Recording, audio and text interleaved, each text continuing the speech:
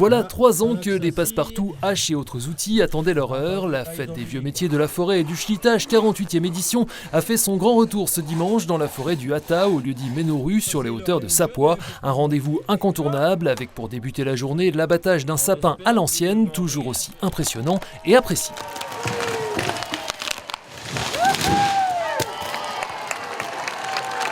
Aujourd'hui, on a beaucoup de matériel plus thermique. Là, d'avoir manuellement revoir ça, c'est plutôt agréable et pas courant à voir. Et voir des anciens travailler comme ça, avec toujours la même hargne et puis le courage, c'est très beau à voir. C'est important de transmettre ce patrimoine. Ouais, tout à fait. Ouais. Et puis la nouvelle génération derrière qui suit, c'est très bien. Je suis tombé dedans comme ça par hasard.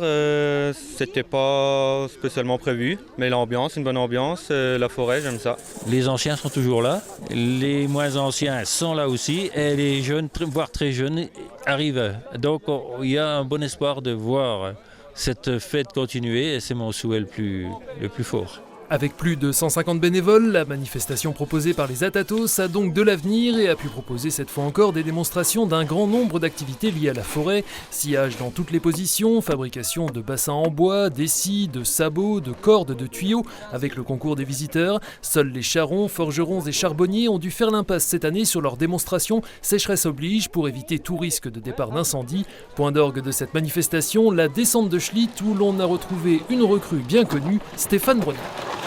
Ça faisait quand même plusieurs années que Luc me proposait de venir, mais ça collait jamais vraiment avec mes calendriers, etc.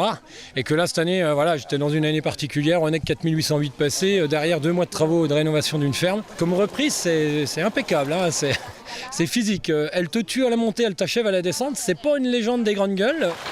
Pas de nouveaux défis en vue avec une Schlitt pour l'aventurier qui aura tout de même réalisé 12 descentes. Ce moyen de transport a été popularisé par Les Grandes Gueules, film mythique de Robert Enrico avec Bourvil et Lino Ventura, entièrement tourné dans notre département, entre Gérardmer, Le Haut-du-Taux et Vanier, une découverte pour certains. Je pensais que c'était tourné ailleurs, mais pas dans les Vosges, et une agréable surprise. Encore plus impressionnant de près. Ah, très très impressionnant, oui. Ah ouais, très bon mollet. C'est super, c'est hyper sportif. Non mais c'est dingue, c'est même dangereux je trouve. Ouais, c'est pas mal hein. Mais bravo à eux, hein, ils sont forts. Hein. Moi je trouve ça formidable ce que les anciens savaient faire. Et je trouve ça dommage qu'on perde tout ça. D'où l'intérêt de cette fête des vieux métiers de la forêt et du schlittage des Atatos qui a attiré cette année encore environ 4000 visiteurs. Rendez-vous en 2023 comme d'habitude le premier dimanche du mois d'août.